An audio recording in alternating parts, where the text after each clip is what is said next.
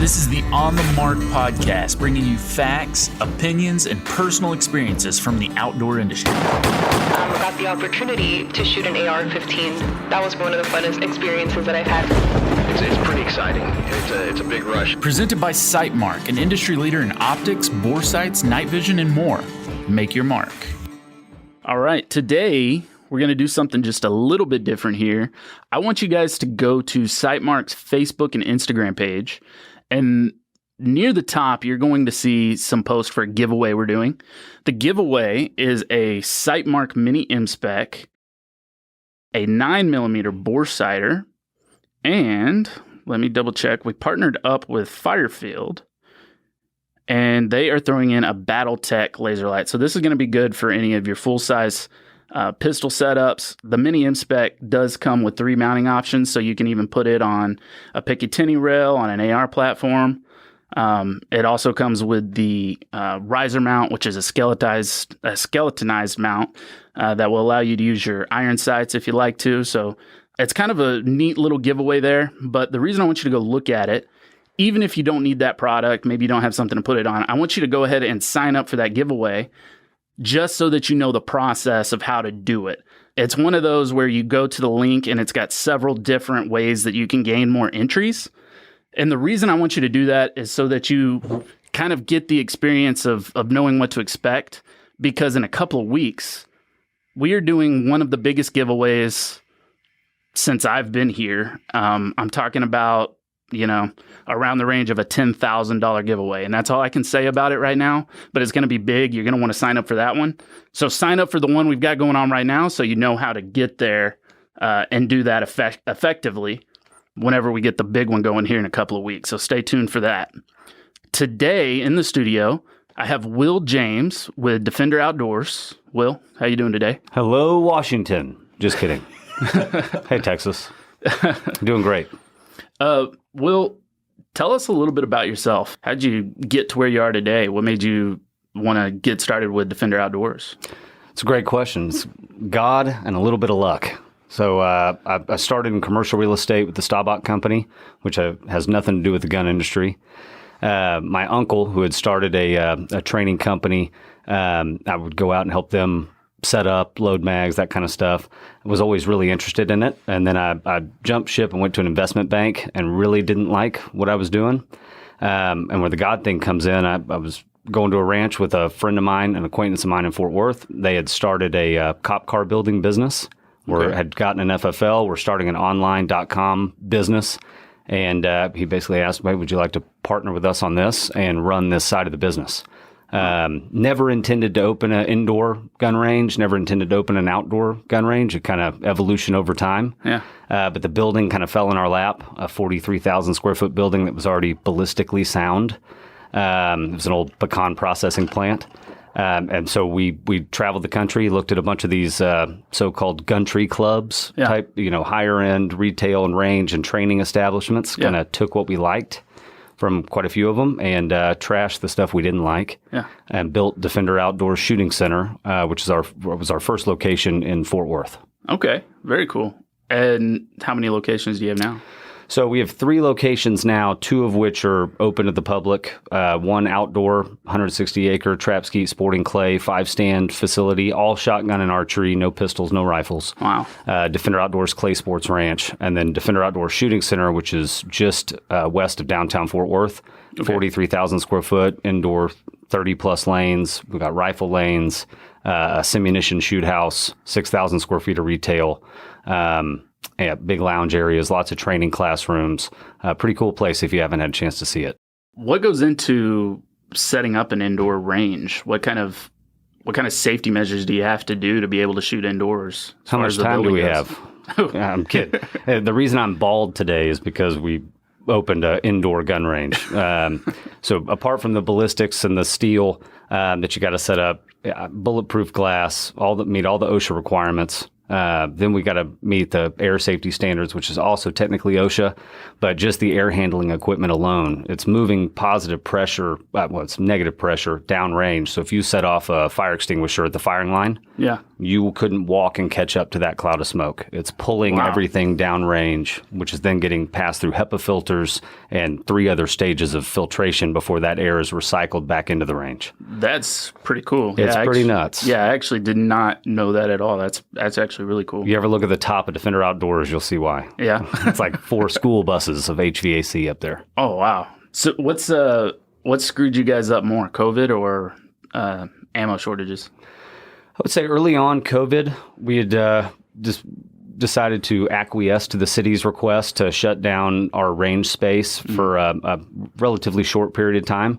And obviously our constituents, right, were abiding by the guidelines set forth, and so they weren't getting out much. Right. But I would say pretty rapidly we got back to a normal kind of pace of business. Yeah. And then, of course, the ammo shortage. And unfortunately, we were probably 2-3 weeks behind issuing those big POs. Because, guys now, if they're trying to get ammo or guns for that matter, and they're issuing a PO, they might see it in a year, maybe not. Yeah. So we jumped on that train pretty quick and cut the largest POs as a company we've ever cut. Really? And that probably saved us, to be honest with you. Yeah. We were getting a lot of product when most folks were not. Because you're just getting product. in a little bit at a time, right? Out of this large order that you got in. 200 on order, we'd get 2 or 3 a month, maybe 5 or 6 a month. Right. And on the ammo side, if you didn't have the POs in pre-COVID, you weren't going to get your allocation. And because we're a range and because we burn, 1 million rounds a month, some months, 2 to 3 pallets every 2 to 3 weeks is pretty standard. Yeah. And so luckily we were able to keep that going. We've got some great relationships with some great direct ammo manufacturers that continued to deliver even when the world was on fire. You guys also have a shop, right? Like it's not just a range. You have a place where you can go buy products and stuff too. You have a pro shop? Absolutely. So 6,000 square foot retail store that's pretty full service. I mean, machine guns, suppressors, thermal, night vision, regular optics, apparel, some Sitka, hunting apparel, and then every accessory you could possibly think of. Really? Okay, cool. Is Defender a membership-based thing, or do you allow people just to walk in for the day and use the range, or how's that work? So everything we've got is open to the public. Okay. We do the membership plan or incentivize the membership plan for folks who are local that come see us multiple times a month, multiple times a week.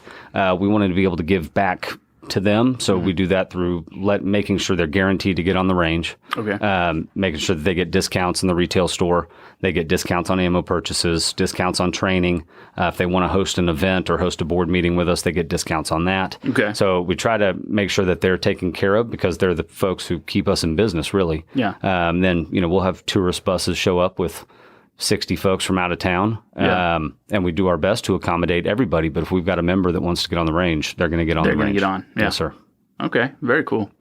Well, one of the things that has kind of been big within the firearms industry is the amount of new people that have flocked to the firearms industry in the last couple of years because of, all the civil unrest, and everybody is looking for a way to, have something that they could defend themselves with. One of the big concerns that I have, and I think a lot of people have, is there's a lot of new people purchasing firearms for the first time. And in a lot of these cases, they're not shooting those firearms or familiarizing themselves with them because there hasn't been ammo available. And so you've got a lot of people that, need this time at the range to be able to just familiarize themselves with their firearm and aren't getting that opportunity. Is there anything that you guys have done since this ammo issue has came up to kind of help bridge that gap between, purchasing your firearm and then actually using it and shooting it? Well, we have quite a few things. They've kind of changed over time, after 13 months of kind of peak record sales or peak firearm sales. We started by having RSOs available with blue guns so that people could get, sight picture, stance, grip, all that kind of stuff going, and just spend, 5-10 minutes with them off the floor, walking them through the gun that they were purchasing. Sure. And it's funny. I mean, we've had like you said, a record number of folks who will come right out and tell you their political affiliation and tell you they've never bought a gun before, but they want this one. Yeah. And then you're like, well, man, that's a 10 millimeter. Are you sure you want that? So we do a little bit of education on the floor. But obviously we built our business around getting new folks into the industry. And you do that by not letting them have a bad experience up front. We use the analogy all the time. It's like taking somebody water skiing. If you throw them in the water, throw them the rope and throw them the ski, they're never going to go water skiing again because they're either going to feel stupid, look stupid, hurt themselves, or in my case, all three. Or all three, all of the above, right?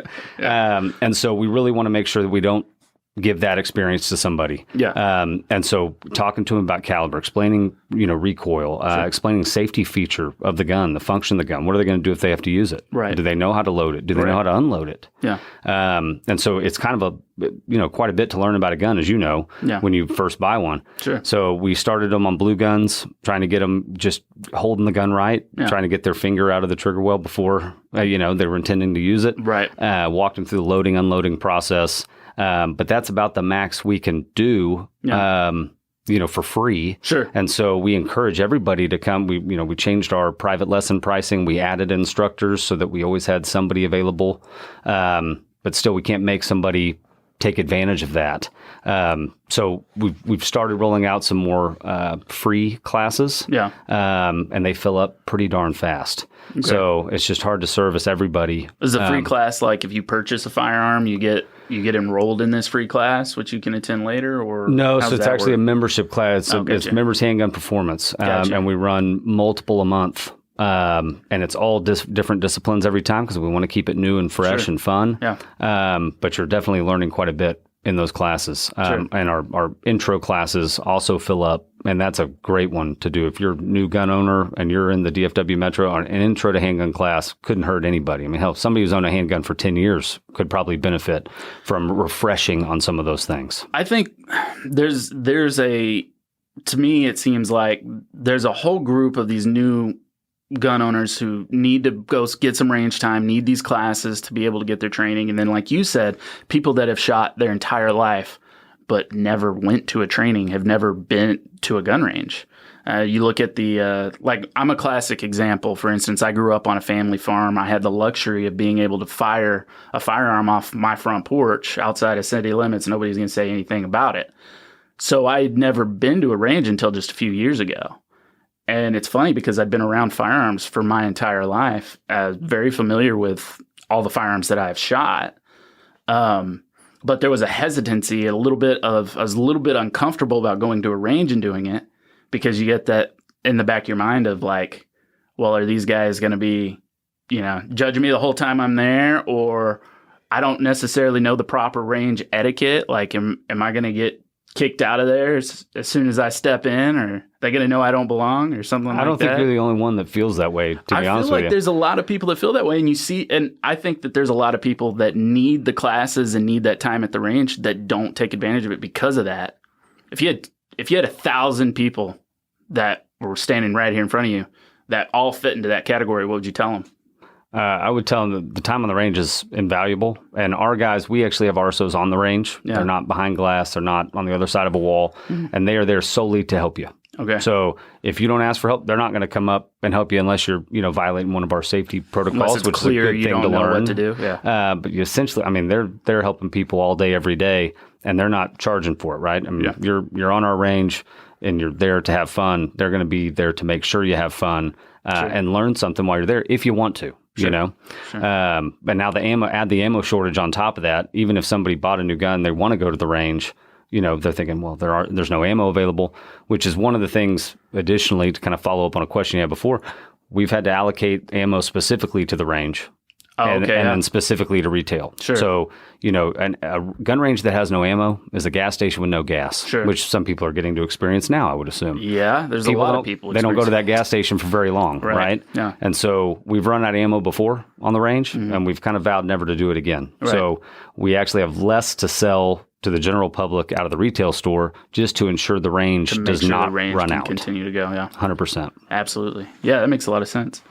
One of the big things that you guys fight in the firearms industry would be the constant political attack against firearms in the Second Amendment. And one of the big ones that I wanted to talk to you about would be Operation Choke Point, which was introduced by the Obama administration. This set parameters for financial institutions to kind of incentivize them to not do business with anybody who sells firearms or firearms accessories or anybody that fits into those categories. Have you had to deal with any of that at all at Defender? So Defender's not huge, thank goodness. Yeah. But even as small as we are, we've experienced it specifically on the financial institution side. You got to pick a point of sale, you got to pick a merchant service processor, you got to pick a bank.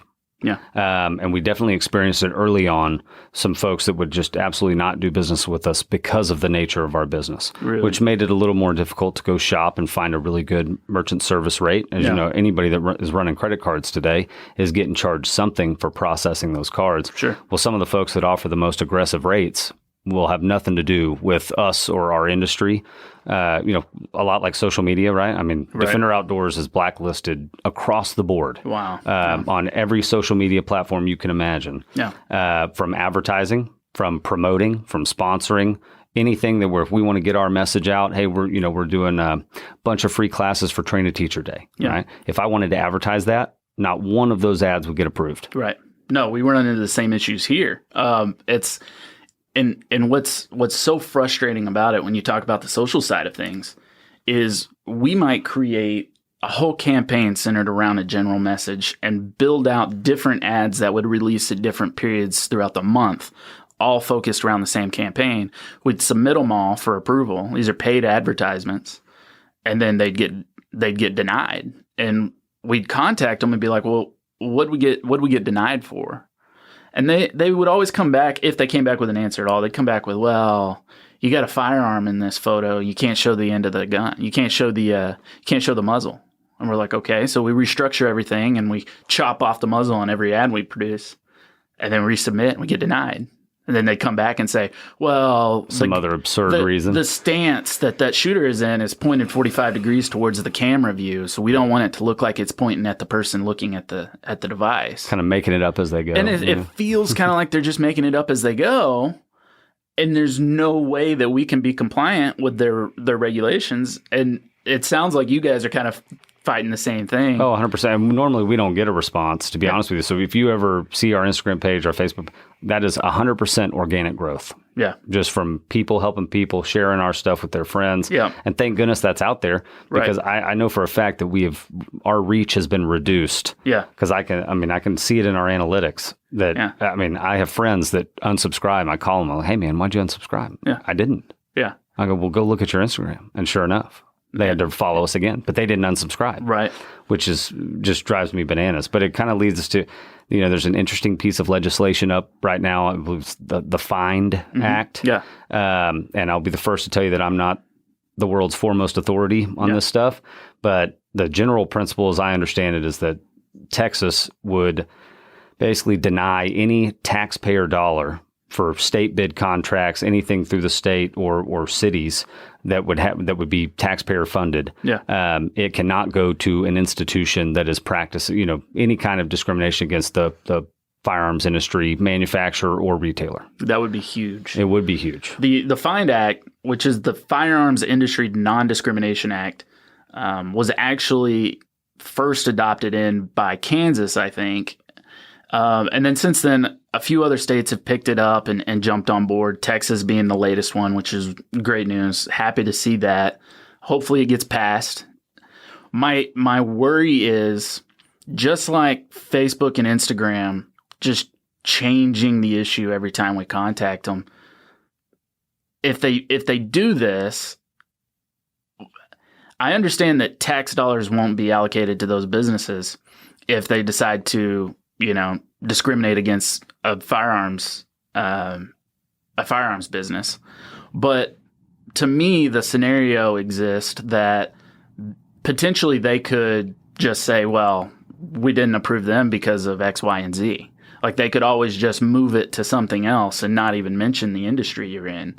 And so then it'd be on us to prove that they approved this one over here, and we met the same criteria. Yeah. So it puts the onus back on us, right? But I feel like that's always going to kind of be the case. It's always going to be the case. It's just frustrating that, everybody wants equality these days, but there's actually not any. Like, even in these new bills that they pass, we'd love to see them get passed, but there's very little hope for me that once things pass, all issues are solved. It seems like there's always going to continue to be this fight. I don't know. It would be great to be able to see that. There's certain businesses within the industry that have started to try and figure out different ways to process transactions. Like a gun broker, for instance, uses their own online credit thing. I can't remember what it's called. It's like broker pay or something like that. Something that they developed to be able to process transactions, because one day they got caught with their pants down when the creditor dropped them. And I mean, is there anything like that in the future where maybe we see industries break off and start looking at different ways to process transactions? Oh, I think 100%, right? I mean, as the business continues to grow and evolve, smart people are out there that are going to continue to develop ways around the roadblocks that keep them from being successful in their industry. Yeah. And so, I mean, and don't get me wrong, there are some great merchant service processors and banks out there and point of sale companies out there that all support our industry 100%. Sure. And we're using some of those now, but there are a bunch out there, and I encourage everybody, if they're having any issue, to go shop it, because there's some good folks out there that want to take care of us regardless of what business we're in. Well, it's a market like anything else. I mean, they need business just like the next guy. So yeah, if you're having issues, you need to go shop it. My interest would be, do you accept Dogecoin? We don't. That's a shame, because Friday I bought 80 shares worth of Dogecoin, hoping SNL would set it off, and it didn't. It dipped. So anyway, now I got to figure out what to do with all this Dogecoin I got. No, crypto is interesting. Maybe we'll see some people start picking that up and save some people from their poor investment opportunities. Anyway, we'll move on past Dogecoin. One of the things I wanted to talk to you about, you're a really big nighttime hunter, right? You do a lot of night hunts. Yes, sir. Are we talking mainly hogs, or are you about after anything? Predators? Hogs predominantly. Just because they're the big problem at our ranch. They're fun to hunt. And so we have competitions now who can get closest to, because we do most of it on foot. Sure. And so we've had a lot of different setups to go out and be successful. Okay. And because we have the opportunity, the ranch is only about an hour and a half from Fort Worth. Okay. So we get out there a little more than some people who might, ranch is 6 hours away and they don't get out as much. So we're very fortunate in that fact. Plus we have a bunch of fun toys to play with. Yeah. So we've just been playing with different setups that make us the most successful. Okay. You go out, and plenty of listeners now probably relate to this. You go out with a 16-inch gun, you put your suppressor on it, then you put digital night vision or thermal, or a red dot with a green light. Yeah. And you go hold that gun up for an hour and a half to 3 hours walking around the ranch. By the end of it, your left arm is going to fall off. Right. Yeah. Or you look more vascular than you ever have before, like you just work out all the time. And that was not a way to be successful for us. No. So we started playing with caliber, we started playing with barrel length, we started playing with different suppressors. Sure. But obviously the big argument we always get is, 5.56, 300 blackout, 6.8 SPC, or 308, right? Yeah. And so everybody wants, what's the best? Well, there's not really a true answer for that. But as you know, 5.56 with any size pig, unless you put it in the ear, they're running off. Yeah. Right? Unless you hit them 6 or 7 times while they're on the run, which, as we know, every round you put in that one pig is a round not going into the other 10 that are scattering. And it's another, by today's prices, it's another $1 out the barrel. Yeah, right. Right. For 55 grain FMJ, right? Yeah. And so we're playing with 300 blackout. 300 blackout has a lot of distance limitations, but at least in North Texas, right, with the hog problem we have, North Texas can be pretty dense. Yeah. So having 300 and 400 yard shots on the regular is not standard, right? Sure. Some folks cut senderos, and that's where they've got some feed plots set up, and that's just going to be their shot. Right. 300 blackout's not the round for them. Right. But easy to suppress. And what's great about night hunting, even though hogs have bad eyesight, they end up running towards you, right? That sonic boom kind of happens far out from the suppressor, and they hear that echo and they come right to you, and you get some follow-up shots. Yeah. Or even better, you hunting a feeder, you shoot the first one, at the first feed time, and then 10, 15 minutes later, here come more. Right, yeah. And so, one, highly recommend the suppressor piece. It's not near as hard as some folks think it is to get into. In fact, we have a silencer shop kiosk right in the store. We do digital fingerprint, your photo, everything right there, and everything gets submitted while you're in store. Yeah. Super easy to do as an individual or a trust. Yeah. And the trusts are super easy to set up as well. So suppressors are a must for us. 6.8 and 300 blackout, pretty comparable ballistic wise. Sure. And I just like the heavier, fatter bullet of the 300 blackout personally. Yeah. But that's for most of our customers, we're telling them, that's really 175, 150 yards an end gun to get the impact that you're wanting and the expansion that you want off that round. Okay. Now I'll be honest with you, we're kind of cheap. We always hunt with full metal jacket, so we're not looking for expansion, so to speak. Sure. We're trying to kill as many hogs and as many each setting as we can. Sure. So I've just recently finished a 10.5-inch AR-10 pistol. Okay. And it's got a Nomad LT on it, which is the long titanium, and the can weighs nothing. Really? I mean, it adds no weight to the front of the gun.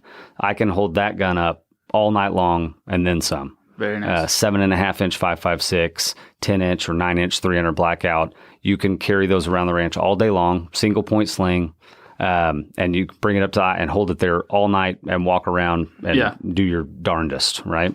For me, I was the guy slinging 5.56 for a long time because what I had, and we had hogs back on my place, and it was one of those things. You jump a group of 30 of them and you might drop 5, but you spent a lot more than 5 rounds getting them down. I just recently upgraded to the 6.5 Grendel, and I was really surprised with how well the 6.5 Grendel operated too.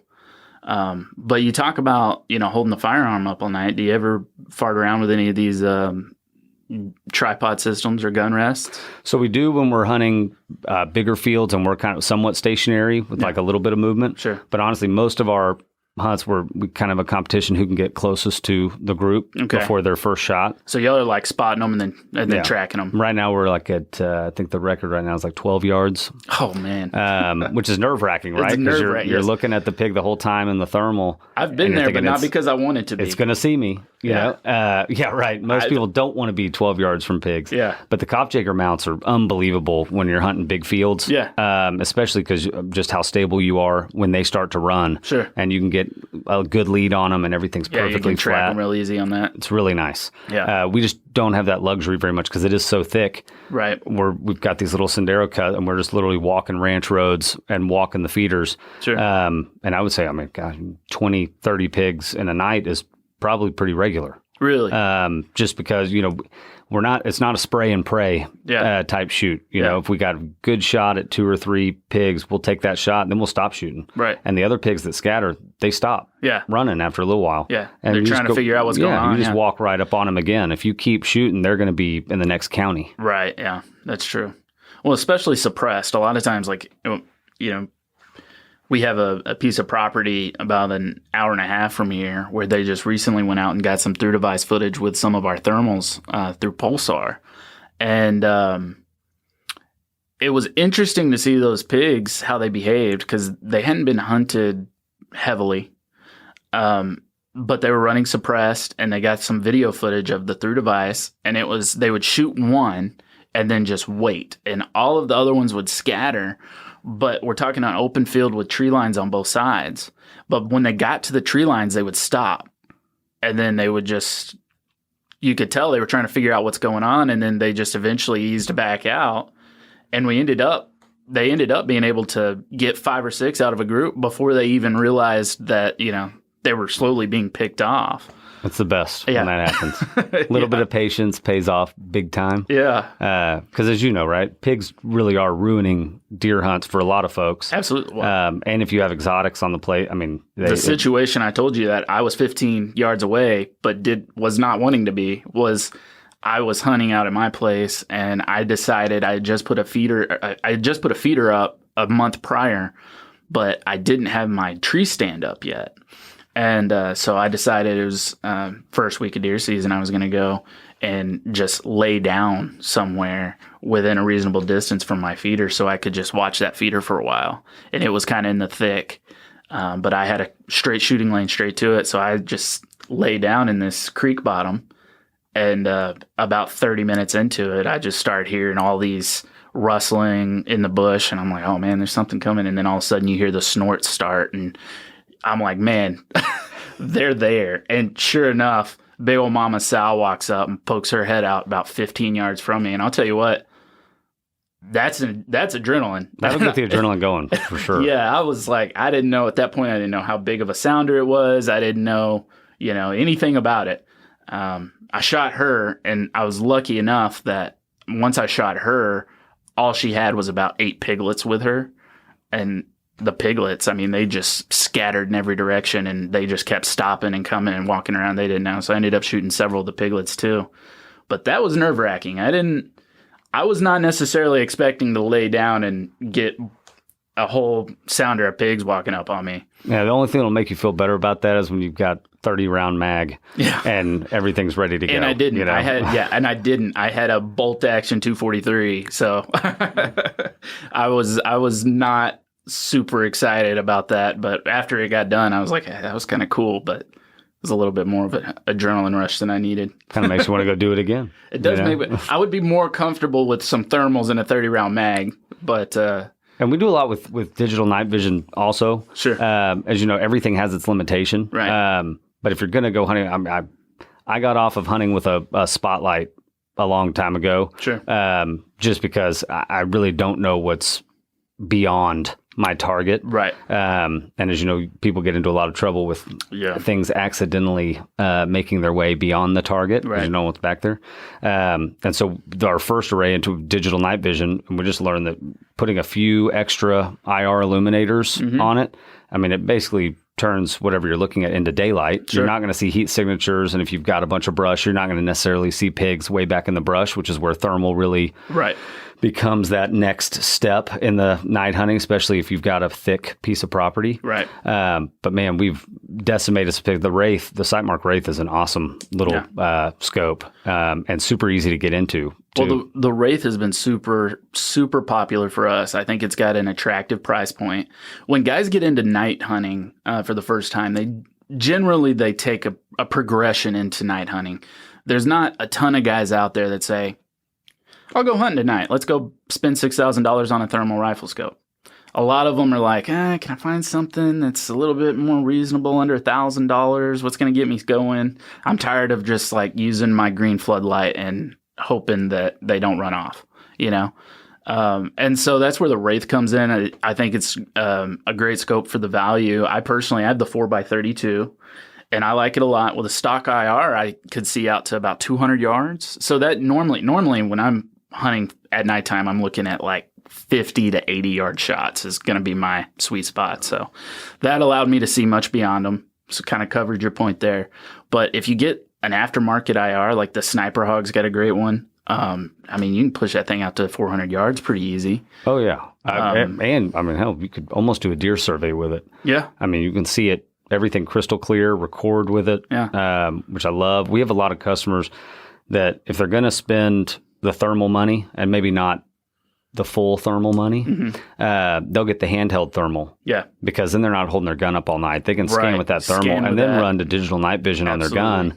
They already know where the pigs are. Absolutely. They know how to get to close whatever distances they need to close. Yeah. And they're going to make a great shot with the digital night vision. Yeah. And they put the money into the handheld thermal because it doesn't require them to hold up a 12-pound gun all night long and scan with it. Right. So it's an easy way to get in, and the handheld technology, as you guys know, is awesome. Definitely think that a good monocular is worth its weight in gold, and I would definitely go thermal on it. For two reasons. One, absolutely, if you're spotting at nighttime, you don't get that fatigue of holding up your rifle all night. So it allows you to do that, prolong your hunt so that you just don't get so exhausted that you're not making ethical shots anymore. But also, if you are in the situation where you got to if you shot a pig and somehow he's able to get the 200-300 yards, which happens all the time, you can actually just track that blood trail on the thermal extremely easy. So the thermal's definitely got, and like locating in thick brush, it's definitely got its upsides. Well worth the money. Hand it off to the guy driving the Can-Am so he can drive with the thermal. Yeah. And you can run outside the vehicle with your scope. Yeah, absolutely. There are a bunch of cool ways to use those. Absolutely. You primarily use thermal on most of your pig rigs, don't you? Thermal is my sole means of spotting and shooting hogs now, but we had to stair step into that, right. But now thermal, once you go thermal, you never go back. Yeah. You know what I mean? Yeah.